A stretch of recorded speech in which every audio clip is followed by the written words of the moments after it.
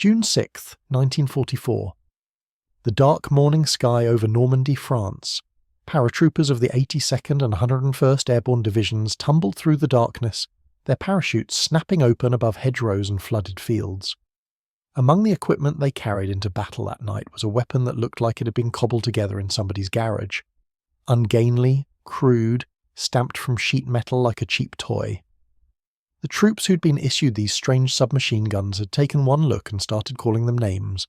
Plumber's Nightmare, Cake Decorator.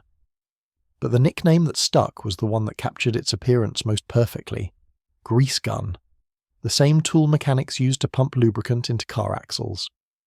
On that June morning, as American forces stormed the beaches and dropped from the sky to liberate Europe, this ugly duckling of American small arms was about to prove whether industrial pragmatism could match German engineering, whether stamped sheet metal could stand against machined steel, whether a $20 throwaway weapon could perform as well as a $200 masterpiece.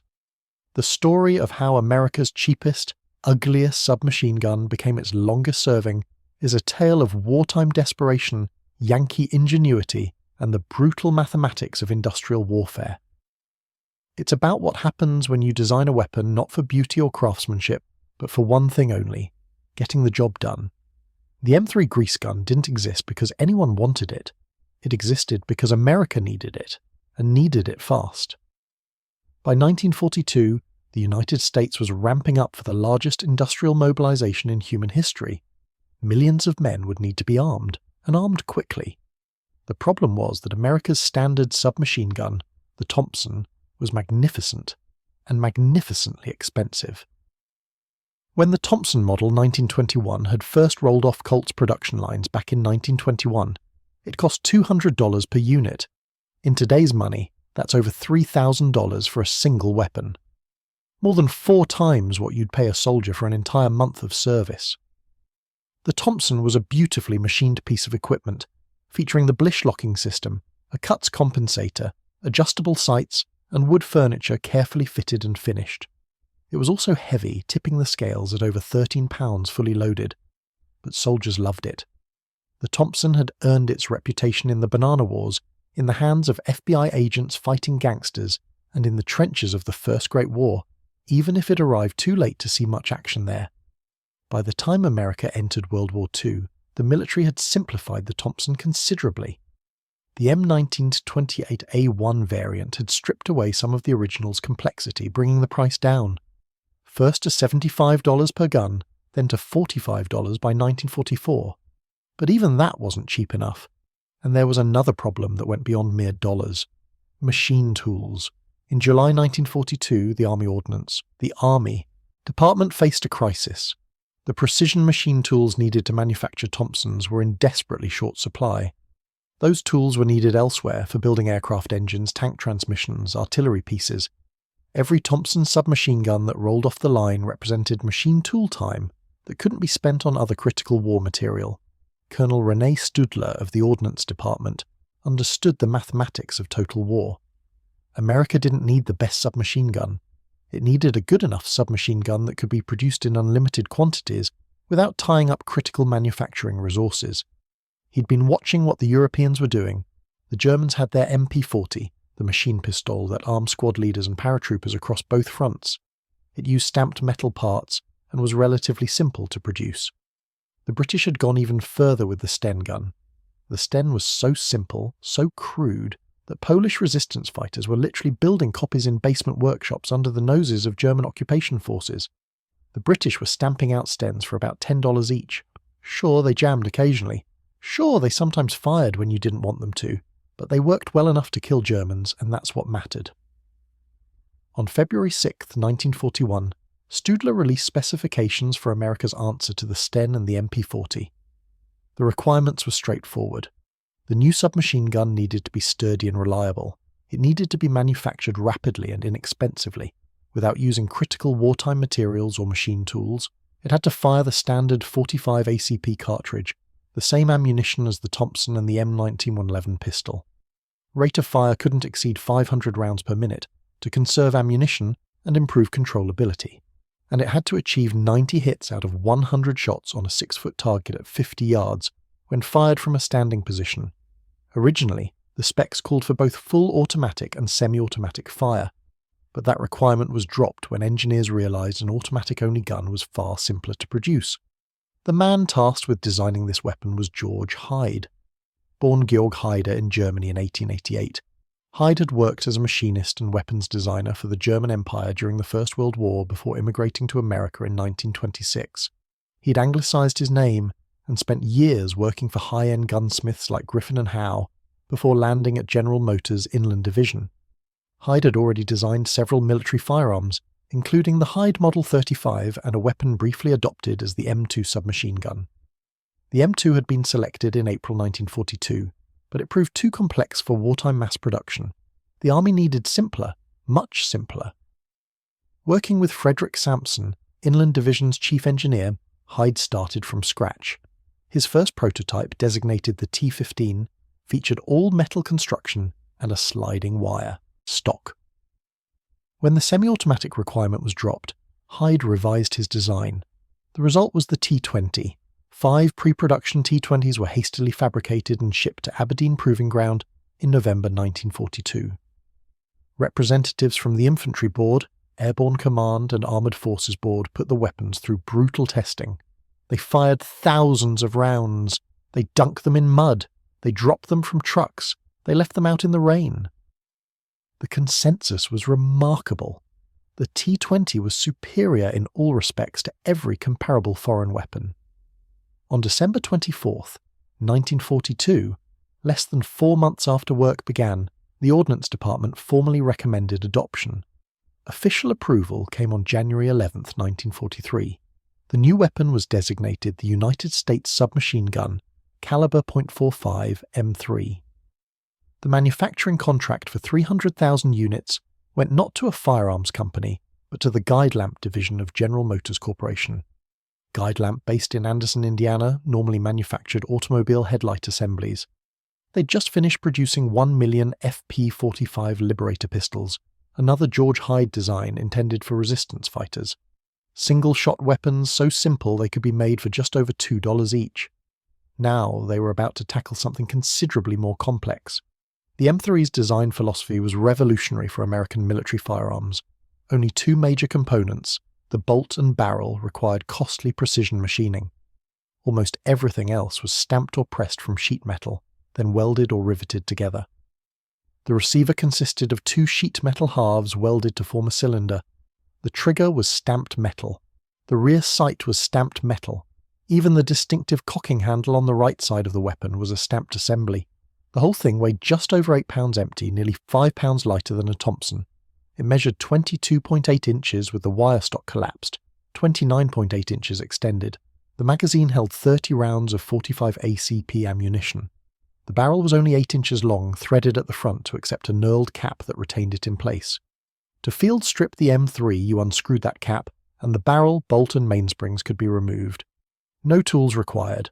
Total parts count was just 73 separate pieces. The Thompson had nearly twice that. The weapon fired from an open bolt using simple blowback operation. Pull the trigger, and the bolt moved forward, stripping a round from the magazine, chambering it and firing it. The fired cartridge case was extracted and ejected through a port on the right side of the receiver. The bolt travelled rearward under recoil, compressed dual mainsprings, then returned forward to repeat the cycle. The cyclic rate was deliberately slow, between 300 and 400 rounds per minute, less than half the Thompson's rate of fire. This slower pace made the weapon much more controllable and conserved ammunition. A shooter could actually fire accurate bursts instead of just hosing bullets everywhere. One of the most interesting features was the ejection port cover. It wasn't just a dust cover, it was the safety. The cover featured a stud that engaged recesses in the bolt. When closed with the bolt forward, it prevented the bolt from moving backward and cocking the weapon. When closed with the bolt to the rear, it locked the bolt in place and prevented it from firing. Since the M3 fired from an open bolt, this system was critical for safety. The wire stock collapsed and extended with a simple sliding mechanism. It wasn't comfortable, but it did its job and could be removed entirely if needed. Better yet, it served double duty. The stock could be used as a wrench to remove the barrel, and featured a tab for helping load those stiff 30-round magazines. The whole package was deliberately crude, deliberately simple, deliberately cheap. Final cost, $20.94 per unit, about $314 in today's money, less than half what a simplified Thompson cost, a tenth of what the original Thompson had cost, and it required half the man-hours to produce and a quarter fewer machine tools. It was a marvel of manufacturing efficiency, but efficiency on the factory floor didn't mean anything if the weapon couldn't fight. The first M3s came off the guide lamp production line in May 1943. But there were problems from the start. One of the most troubling issues involved the welding. The two stamped receiver halves had to be welded together to form that cylindrical body. The heat from welding tended to warp the thin sheet metal. Getting consistent, straight receivers proved difficult. Tool and die work took longer than expected. Changes were requested, modifications approved.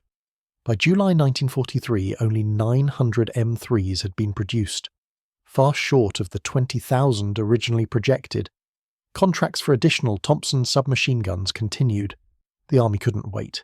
They needed submachine guns now, and the Thompson, for all its expense, was available. But once production problems were solved, M3 manufacture accelerated rapidly. In all of 1943, 85,130 M3s rolled out.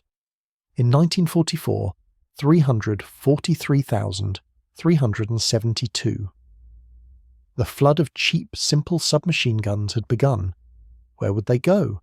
The M3 was initially envisioned for airborne troops, armoured vehicle crews and other soldiers who needed a compact lightweight weapon, tank crews particularly. Try manoeuvring a 13-pound Thompson inside the cramped confines of an M4 Sherman tank. The M3's lightweight and collapsible stock made far more sense. Some were issued to Rangers and other specialised units for evaluation, but the bulk of M3 production headed to units forming up for the invasion of Europe. By mid-1944, newly organised Army and Marine Corps formations were receiving the new submachine gun before heading overseas, and on June 6, 1944, the M3 grease gun went to war.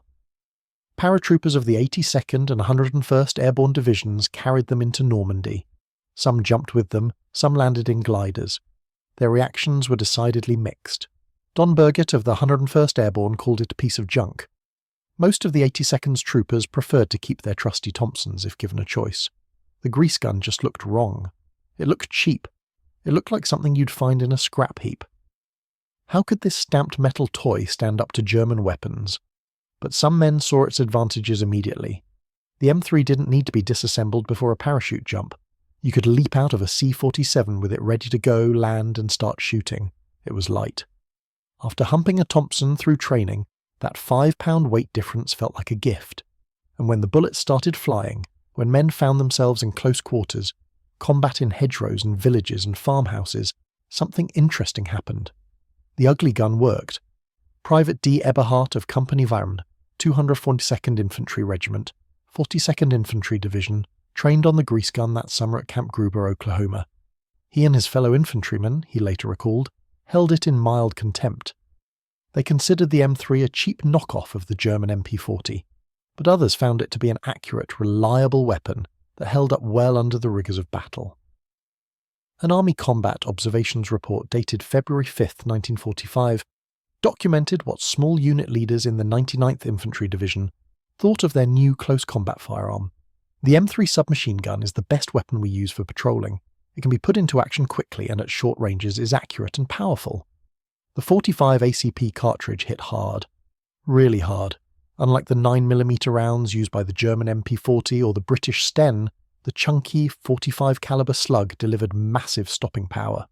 One soldier later recounted shooting a Chinese soldier at close range during the Korean War and knocking him clean out of his boots like a cartoon character.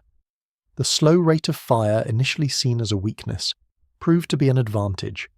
With the Thompson's blazing 725 rounds per minute, a 30-round magazine emptied in about 2.5 seconds.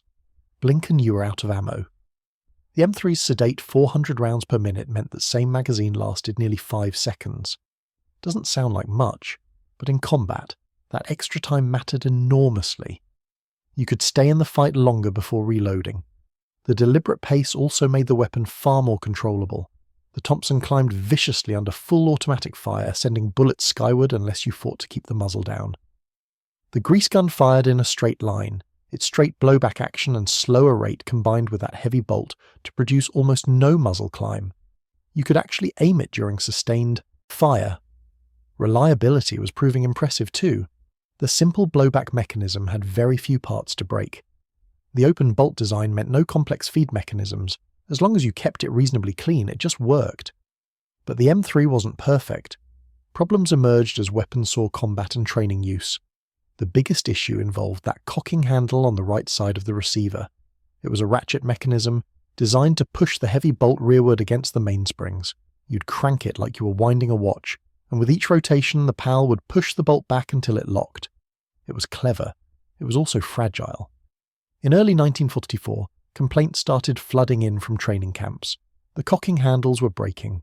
The stamped metal construction and inadequate heat treatment meant the handle assembly would snap off if the weapon was dropped on its right side or given a hard knock, and once that handle broke, the weapon was useless. You couldn't draw the bolt to the rear, which meant you couldn't load it, which meant you had an 8-pound paperweight. This should have been a solvable problem. Send the gun to an ordnance company, get a new cocking handle installed, back to the fight. Except there were no spare cocking handles.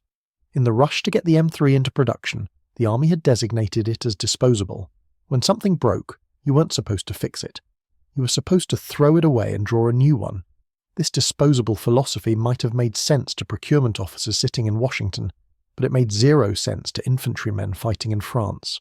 If your grease gun broke during an attack, you couldn't exactly stroll back to a rear area depot and request a replacement. You had to keep fighting with what you had, or do without. The Army's ordnance companies could repair just about any weapon in the inventory. They had spare barrels for M1 rifles, firing pins for machine guns, springs and extractors, and every other part you might need. But not for the brand new grease gun. There was no prescribed repair method and no spare parts. Field armourers had to improvise, and they came up with something brilliantly simple. Ordnance personnel would take a damaged M3 and remove what was left of the broken cocking handle assembly. Then they'd use an end mill to cut a 7-inch slot into the right side of the receiver at roughly the 2 o'clock position, running from just behind the ejection port forward. Through that slot they'd insert a crude steel charging handle that attached directly to the bolt. It wasn't pretty, it was rough and improvised, but it worked perfectly. A soldier could grasp that charging handle, pull the bolt to the rear through the slot, and cock the weapon. Archival photographs from General Patton's Third Army, taken around the time of the Battle of the Bulge, show grease guns with this field modification. The National Military History Museum in Dierkirch, Luxembourg, has 5 M3s with these improvised, charging handles in its collection. Most of them appear to be from Third Army units that fought in Luxembourg during and after the Bulge. This field expedient solved the immediate problem, but back in Anderson, Indiana, guide lamp engineers were already working on a proper fix. In April 1944, even as soldiers were field-modifying broken M3s in France, the Ordnance Department directed Guide Lamp to develop an improved design. The result was the M3E1. 6 prototype models were built and tested. The changes were evolutionary but significant. First and most important, the fragile cocking handle was eliminated entirely. Instead, the bolt received a deep cylindrical recess machined into its rear face. To cock the weapon, the operator simply stuck their finger into that recess through an enlarged ejection port and pulled the bolt rearward. The dual mainsprings required only 18 pounds of force to compress. Most soldiers could easily manage that with one finger. The rear sight was strengthened with welded support ribs. This modification had already been added to late production M3s. The separate oil reservoir on the left side of the receiver was eliminated, replaced by a larger internal reservoir housed in the pistol grip. Most cleverly, the wire stock was modified to serve multiple purposes. It could still be used as a barrel wrench, but now it also incorporated a welded bracket to help load those stiff magazines. And the tip of one wire tube was threaded for a bore brush, turning the entire stock into a cleaning rod.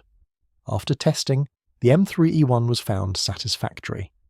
On December 21, 1944, it was officially adopted as the submachine gun, caliber .45, M3-1.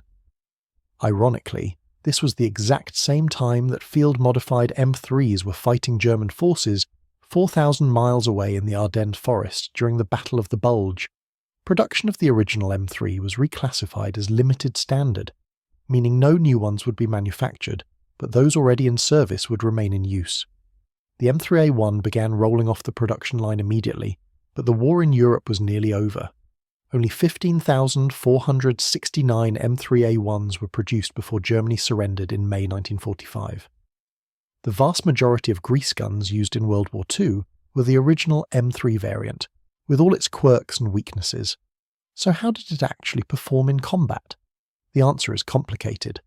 Soldiers who'd been raised on images of the Thompson, that iconic Chicago typewriter wielded by G-men and gangsters alike, initially resented the grease gun. It was ugly where the Thompson was handsome, cheap where the Thompson was finely crafted. It had none of that cultural cachet.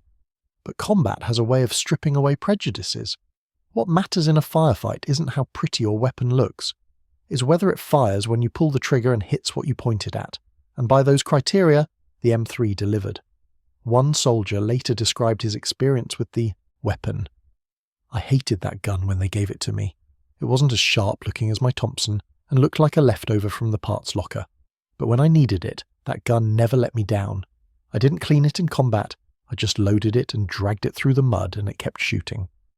Tank crews, who'd been primary intended recipients from the start, took to the grease gun enthusiastically. Late-model M4 Sherman tanks were fitted with up to 5 M3s for crew personal defense. The compact size and lightweight made them ideal for the cramped confines of an armored vehicle. If your tank got hit and you had to bail out fast, you wanted a weapon you could grab quickly and maneuver with in tight spaces. In the Pacific Theatre, the M3 saw more limited use but still proved its worth. Marine tank crews used them on Iwo Jima and Okinawa. The humid, corrosive environment that could rust a weapon overnight didn't seem to bother the simple, robust grease gun. That low rate of fire proved especially valuable in jungle fighting, where targets appeared suddenly at close range and ammunition resupply was difficult. As 1944 rolled into 1945, production continued. Guidelamp built 178,192 M3s and 15,469 M3A1s in 1945 before the war ended. Total World War II production reached 622,163 submachine guns of both types, over 600,000 copies of a weapon that had gone from concept to combat in less than 18 months. The mathematics of American industrial production had been proven, but the story of the grease gun didn't end with VJ Day. In fact, it had barely begun. The Korean War broke out in June 1950, and suddenly America needed submachine guns again. The M3A1 became the standard issue, largely because communist forces were using Thompsons that America had donated to China during World War II. To avoid confusion on the battlefield, US and South Korean forces carried grease guns. Demand exceeded existing stockpiles. The Ithaca Gun Company received a contract for 70,000 M3E1s. They began production in 1955 and ultimately manufactured 33,200 before the contract was cancelled when the need passed. These Korean War-era grease guns were virtually identical to the World War II guide lamp production, just with different manufacturer markings. In Korea, the M301 proved its worth all over again. The war featured brutal close-quarters combat in mountainous terrain, village fighting, and the terrifying experience of Chinese human wave attacks. When enemy soldiers came swarming out of the darkness, bugle calls echoing, you wanted volume of fire, the M3A1 delivered. Its reliability in sub-zero temperatures impressed everyone. The Thompson had failed miserably in Russian winter conditions during World War II, freezing solid. The simple grease gun just kept working. The M3A1 was officially designated the US military's standard submachine gun in the 1950s. But by 1957, it was slated to be replaced by the new M14 rifle, which was supposed to replace everything. The M1 Garand rifle, the M1 carbine, the Browning automatic rifle, and yes, the M3A1. The M14 was a do-everything weapon, except the M14 in full automatic mode was nearly uncontrollable with its powerful 7.62mm NATO cartridge. It couldn't really fill the submachine gun role. The M3A1 officially left frontline infantry service starting in 1959. But it didn't go away. Instead, it found new niches. Tankers kept their grease guns. Why not? They were perfect for vehicle crews, compact, reliable, simple to maintain, effective at close range. The M60 Patton tank carried M3A1s. The M48 Patton carried M3A1s. Special Operations Forces discovered the grease gun too. In the 1960s, Bell Laboratories developed a suppressed version featuring a special drilled barrel and expansion sleeve that dramatically reduced the sound signature. Only about 1,000 suppressed M3A1s were made, but they armed Army Green Berets in Vietnam and later the elite counterterrorism unit Delta Force. The Vietnam War saw extensive M3A1 use. Both American Special Operations troops and South Vietnamese forces carried them. Captured grease guns also armed Viet Cong guerrillas, often stolen from ARVN stockpiles. Navy SEALs, Marine Force Recon, and Army Long-Range Reconnaissance patrols used suppressed M3A1s for clandestine operations behind enemy lines. Helicopter pilots flying missions over Vietnam frequently carried grease guns in their cramped cockpits. They were smaller than an M16 rifle and offered more firepower than a pistol. If you got shot down in the jungle, that M3A1 might be what kept you alive until rescue arrived. When Delta Force was formed in 1977, the suppressed M3A1 was their initial suppressed submachine gun. There are contradictory reports about whether Delta operators carried them during Operation Eagle Claw, the failed 1980 attempt to rescue American hostages in Iran. Some sources say yes. Others say they'd switched to suppressed MP5s by then. But the fact that the M3A1 was even in consideration for such a cutting-edge unit speaks volumes about its longevity. Through the 1980s, even as the M16 rifle family dominated American small arms, grease guns remained in service. Armored vehicle crews still carried them. The M1 Abrams main battle tank, America's premier armored fighting vehicle, was issued with M3A1 submachine guns for crew personal defense.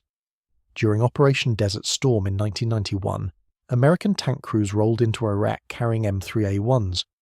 Weapons designed nearly 50 years earlier were still considered good enough to send into combat.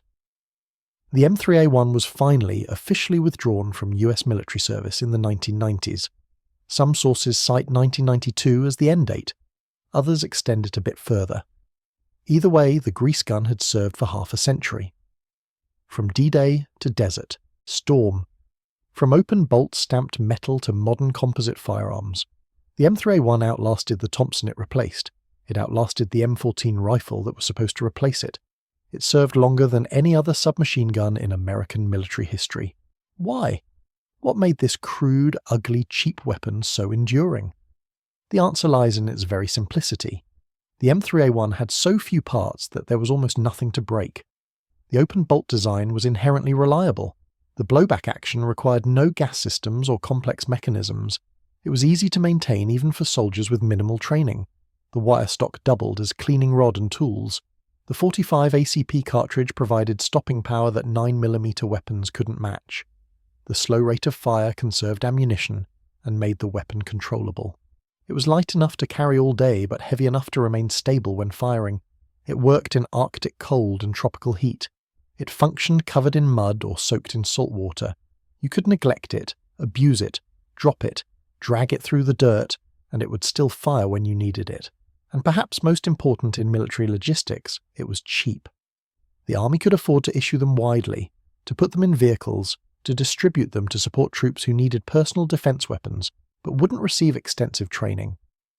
At $21 per gun, they were essentially disposable, even though they proved far more durable than anyone expected. Compare that to the Thompson's journey. The Thompson started at $200, was simplified to $45, and still couldn't compete with the grease gun's economics. Today, an original World War II Thompson in good condition sells for $25,000 to $50,000 at auction. An M3A1 sells for similar prices, not because it's finely crafted, but because they're both historical artifacts with the same NFA machine gun scarcity premium. But back in 1944, you could buy 15 M3s for the price of one Thompson. That's the mathematics that won industrial wars. Not the best weapon, but a good enough weapon produced in overwhelming numbers. The M3 grease gun has appeared in popular culture far less than its famous counterpart, the Thompson. It doesn't have that Chicago typewriter mystique, but it's been featured prominently in several war films. The 1967 movie The Dirty Dozen showed Lee Marvin wielding an M3. The 1962 Steve McQueen film Hell is for Heroes featured M3s extensively. More recently, the grease gun has appeared in video games and military documentaries. usually portrayed accurately as the workhorse weapon of tank crews and late-war infantry. Its legacy lives in multiple nations. Argentina produced the PAM-1 and PAM-2, direct copies of the M3A1, making over 47,000 between 1955 and 1972. Some saw action during the Falklands War in 1982. The Republic of China on Taiwan manufactured the Type 36, a direct M3A1 clone, at the Shenyang Arsenal in 1947. 10,000 were made before Communist forces captured the arsenal in 1949. Later production continued in Taiwan as the Type 37 and Type 39. Japan used M3A1s provided through military aid until adopting the Menebia PM-9. The Philippines still fields modified M3s called the M3 Spec Ops Generation 2, featuring integral suppressors and Picatinny rails, a design from 1942, updated for 21st century warfare. Even today, decades after leaving US service, you can occasionally see M3A1s in conflict zones around the world. Cheap, simple, effective, still doing the job they were designed for. The story of the M3 grease gun is ultimately a story about design philosophy. The Thompson represented pre-war thinking. Make the best weapon possible, spare no expense on machining and materials, create something soldiers would be proud to carry. It was a masterpiece of the gunmaker's art. The M3 represented total war thinking. Make a weapon good enough to do the job, make it cheap enough to produce in unlimited quantities, make it simple enough that anyone can use it and maintain it. Don't worry about pride or prestige, worry about winning. Both philosophies have their place. In peacetime, or in conflicts where you can afford quality over quantity, the Thompson approach makes sense. Build weapons that last, that soldiers can rely on for years, that become treasured tools of the trade. But in industrial warfare, when you're arming millions of men and need to do it fast, the grease gun approach wins. Stamped steel beats machined steel because you can make 10 times as many. Good enough beats perfect because perfect takes too long, and simple beats complex because complexity breaks in combat. General George Patton once called the M1 Garand the greatest battle implement ever devised. Maybe. But you could make a similar case for George Hyde's M3. When you consider how quickly this weapon went from drawings on paper to the front lines of global conflict, when you consider how many were produced, how long they served, how many lives they saved and missions they completed, the grease gun deserves recognition as one of the most successful firearm designs in history. It was never pretty. Soldiers never wrote songs about it. It never achieved iconic status. But from the hedgerows of Normandy to the frozen hills of Korea to the jungles of Vietnam to the deserts of Iraq, the M3 grease gun was there. Ugly, crude, cheap, and utterly reliable. A weapon designed not for glory but for work, and for 50 years it worked. On June 6, 1944, paratroopers dropped into Normandy carrying a weapon most had never wanted. Some had mocked it, called it names, wished for their old Thompsons back. But as the sun rose over the beaches and the battle began in earnest, those crude stamped metal submachine guns started talking. 400 rounds per minute, 45 caliber stopping power, 8 pounds of Yankee ingenuity that just kept firing no matter what you did to it. By the time the Sears shooting stopped, nobody was laughing at the grease gun anymore. They were depending on it, loading it, firing it, trusting it with their lives. The ugly duckling had proven itself in the only test that mattered: combat. 50 years later, when the last M3A1s were finally retired from American service, they'd earned their place in history, not as the most beautiful weapon ever made, not as the most advanced or sophisticated, but as proof that sometimes the simplest answer is the best answer. That sometimes crude beats crafted, cheap beats expensive, and good enough beats perfect. The M3 grease gun wasn't designed to win beauty contests. It was designed to win a war. And it did exactly that. The transformation of American attitudes toward the grease gun happened gradually, then all at once. By September 1944, as Allied forces pushed deeper into France and approached the German border, combat reports were flooding back to ordnance depots and training commands. The data painted a picture that surprised almost everyone. Units equipped with M3 submachine guns were experiencing fewer weapons malfunctions than Thompson units. The jam rate was lower. The breakage rate, once you got past those fragile cocking handles, was significantly lower. Most tellingly, ammunition expenditure per enemy casualty was lower with the M3 than with the Thompson.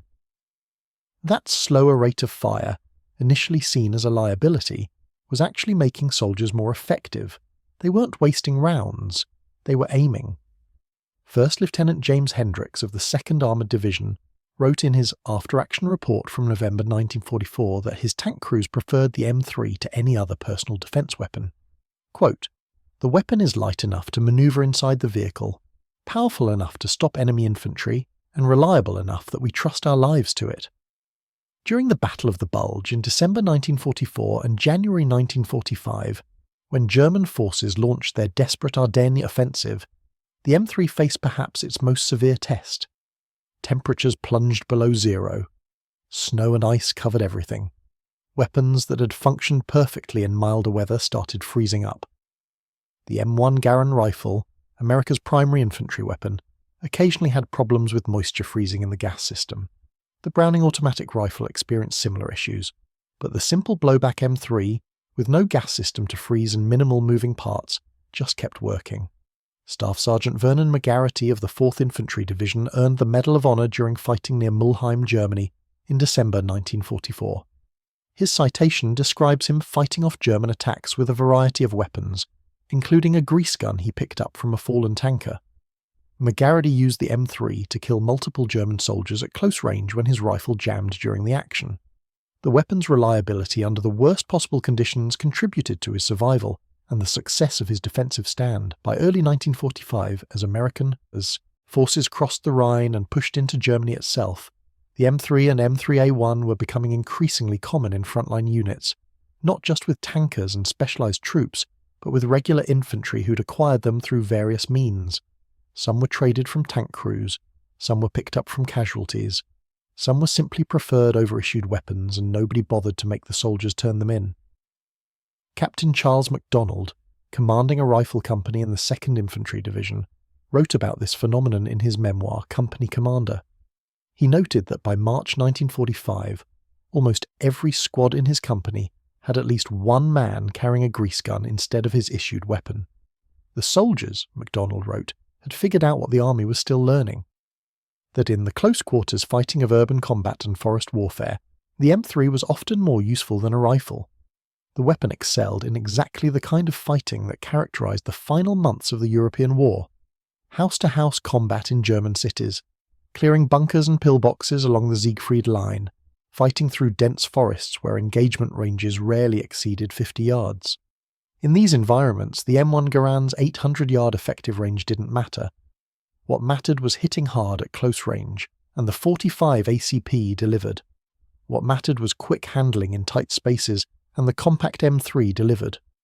What mattered was reliability when you'd been too busy fighting to clean your weapon, and the simple grease gun delivered. German prisoners interrogated in early 1945 were asked about American weapons. Their responses, documented in intelligence reports now housed at the National Archives, reveal grudging respect for the M3. One German platoon leader from the 12th SS Panzer Division stated that the American Maschinenpistolet, as they called it, was inferior to the MP40 in handling and finish, but superior in hitting power. He'd seen comrades shot with the weapon and described the wounds as devastating. The large, slow-moving 45 caliber bullet didn't just penetrate, it created massive wound channels. Another German officer, a major with the 352nd Infantry Division, noted that American submachine gunners seemed to have unlimited ammunition compared to German troops. This wasn't entirely accurate. American supply lines were better, certainly, but the real difference was that 30-round magazine combined with that slow rate of fire. An M3 gunner could stay in a firefight much longer before needing to reload than an MP40 gunner could. The Pacific Theatre saw less M3 used during World War II, but where it appeared, it made an impression. Marine Corps tankers used them extensively during the battles of Iwo Jima and Okinawa. The cramped interiors of M4 Sherman tanks made the compact grease gun ideal. When Japanese infiltrators tried to attack tanks at night, as they frequently did, crew members could bail out quickly with M3s and defend themselves. The weapon's stopping power proved especially valuable against Japanese infantry tactics. Banzai charges and close quarters fighting in caves and bunkers were standard features of Pacific combat. The 45 ACP round would drop an attacker decisively. There was no question about whether you'd hit hard enough. One Marine tank commander, whose name was redacted in the original combat report, described using his M3 to defend his disabled Sherman on Okinawa in April 1945. Japanese soldiers had knocked out his tank with a satchel charge and were attempting to finish off the crew. The commander and his loader fought them off with their grease guns, firing until the barrels were too hot to touch. Both men survived. The report noted that they'd fired over 300 rounds between them, and the weapons had functioned flawlessly throughout. The Army's 1st Cavalry Division, fighting in the Philippines, included the M3 in their weapons mix. Jungle warfare presented unique challenges. The humidity was brutal, weapons rusted overnight if not carefully maintained.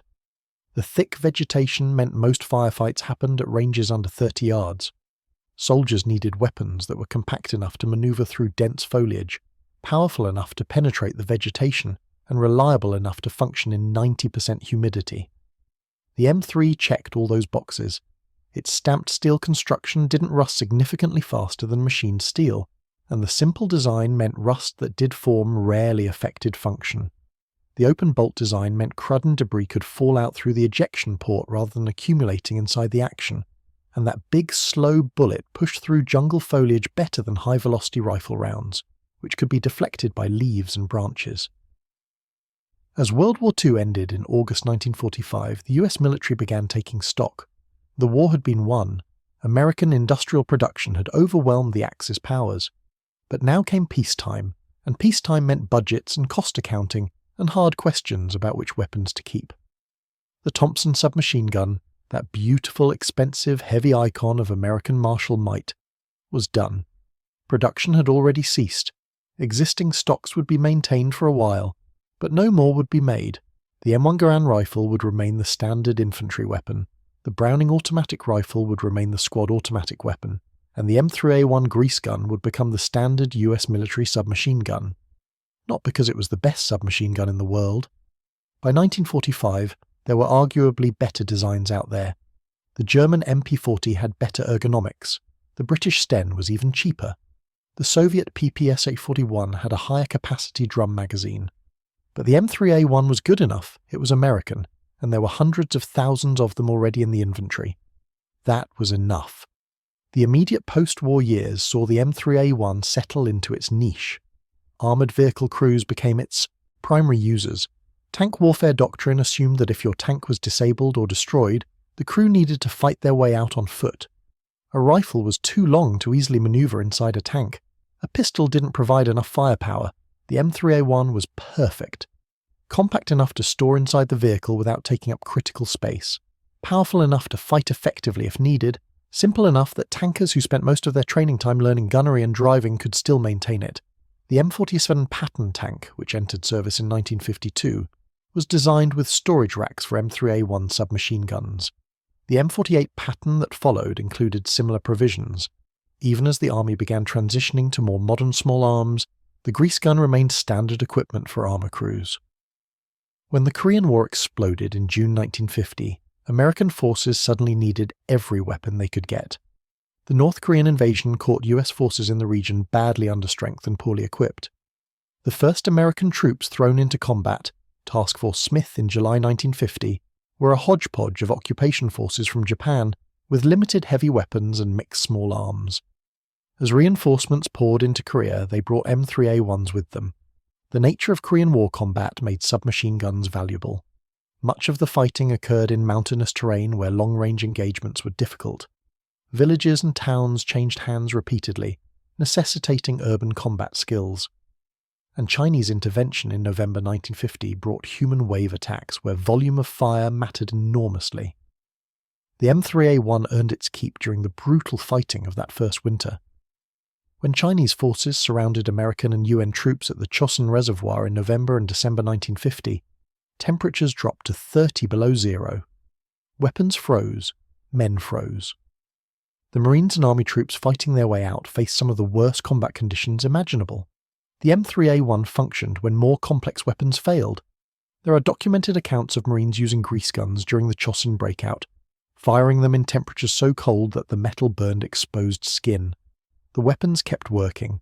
Sergeant Reckless, the famous Korean war pack horse who earned 2 Purple Hearts and the Marine Corps rank of Staff Sergeant, belonged to the recoilless rifle platoon, 5th Marine Regiment.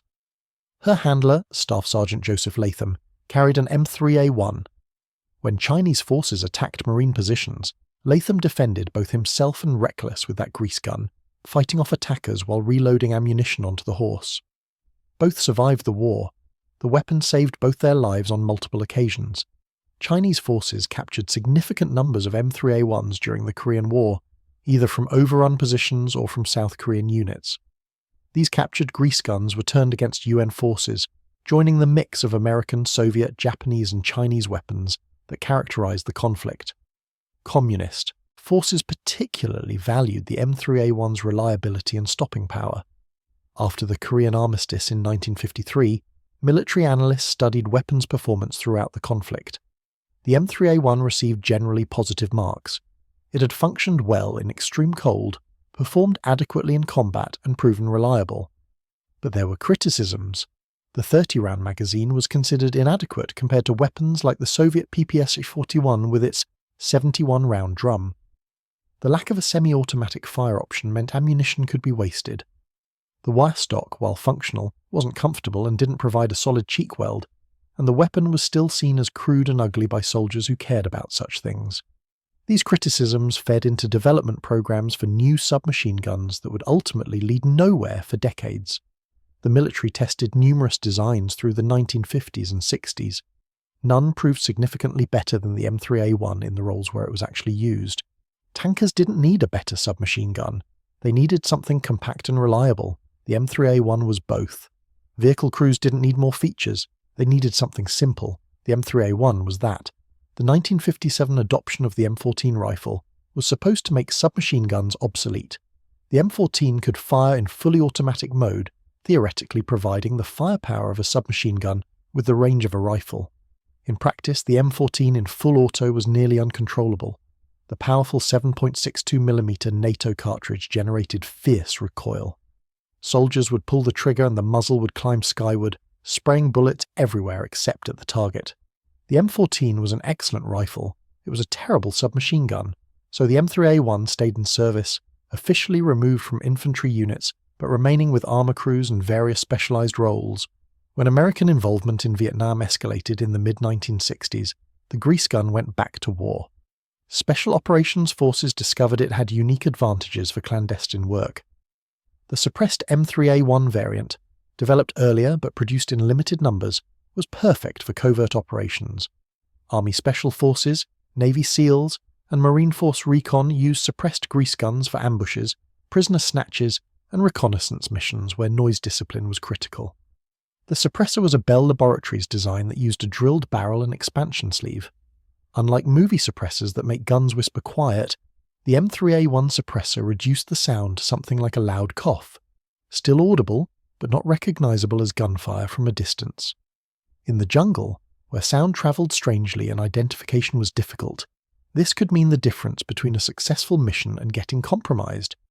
Captain Robert Howard, one of the most decorated soldiers in American history with 8 Purple Hearts and the Medal of Honor, carried a suppressed M3A1 on some of his Special Forces missions in Vietnam. In interviews years later, he spoke positively about the weapon's reliability and the suppressor's effectiveness. "The grease gun just worked," Howard said. "You could drag it through a rice paddy and it would fire." Helicopter pilots flying missions over Vietnam often carried M3A1s in their cockpits. The compact size was crucial. A UH-1 Huey helicopter had limited space for the pilots to store personal weapons. An M16 rifle was too long. A pistol didn't provide enough firepower if you went down in hostile territory. The M3A1 fit perfectly behind or beside the seat. If your helicopter was shot down and you survived the crash, that grease gun might be all that stood between you and capture. There are multiple documented cases of downed pilots using M3A1s to fight their way to rescue. The South Vietnamese military used M3A1s extensively throughout the war. American military aid included thousands of grease guns that armed ARVN troops, regional forces, and popular forces. The weapon's simplicity made it ideal for less extensively trained soldiers. You could teach someone to use an M3A1 in an hour. Maintenance was basic. If it broke, and it rarely did, you could often fix it with improvised parts. This simplicity also meant that when grease guns fell into enemy hands, which happened frequently, the Viet Cong and North Vietnamese army could easily employ them. Captured M3A1s armed communist forces throughout the war. Some were modified in jungle workshops, fitted with crude handmade suppressors or lengthened barrels. The grease gun's design was so simple that even rudimentary gunsmiths could work on it. The fall of Saigon in 1975 left enormous stockpiles of American weapons in communist hands. Thousands of M3A1s were captured and subsequently distributed to communist allies around the world. Vietnamese grease guns showed up in Cambodia, Laos, Africa, and Central America. Some are still in service today with various military and paramilitary forces in developing nations. Back in the United States, the military continued using M3A1s for armoured vehicle crews through the 1970s and 80s. The M60 Patton tank carried them. The M551 Sheridan carried them. Even the revolutionary M1 Abrams tank, which entered service in 1980, initially carried M3A1 submachine guns for crew defence. Think about that for a moment. The most advanced main battle tank in the world, featuring composite armour, a 1500 horsepower gas turbine engine, and computerised fire control, was equipped with a submachine gun designed in 1942. This wasn't because the military couldn't afford modern weapons. It was because the M3A1 still did its job. Why spend money developing and fielding a replacement when the existing weapon worked fine? The Army briefly considered adopting the 9mm Heckler & Koch MP5 submachine gun to replace the M3A1 in the 1980s. Special Operations Forces were already using MP5s and loved them. The weapon was accurate, reliable, and modern-looking, but the MP5 was also expensive, required more training, and honestly provided no significant advantage for tank crews. If your Abrams was disabled and you had to fight on foot, either weapon would serve adequately for close-range defence. The M3A1 stayed. Delta Force, established in 1977 as the Army's premier counter-terrorism unit, initially used suppressed M3A1 grease guns. This seems almost comical, given the unit's elite status and access to cutting-edge equipment. Why would the best of the best carry a weapon from World War II? Because it worked.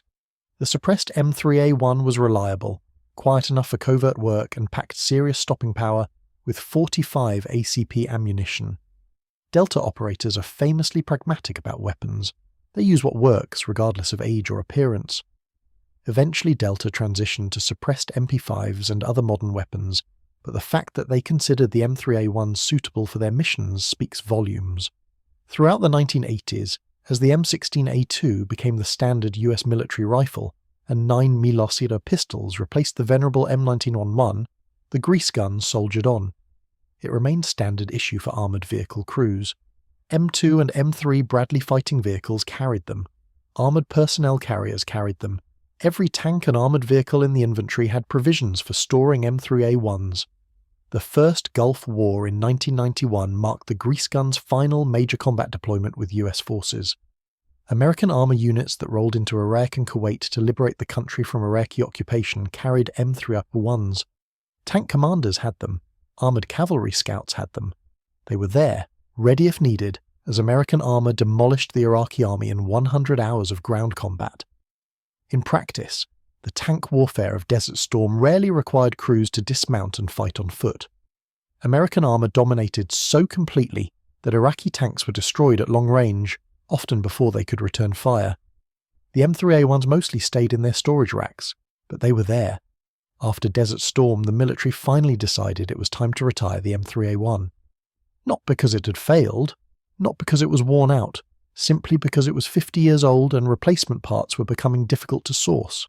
The last production run had been in the 1950s, the weapons still in service were aging, and there were finally suitable replacements available.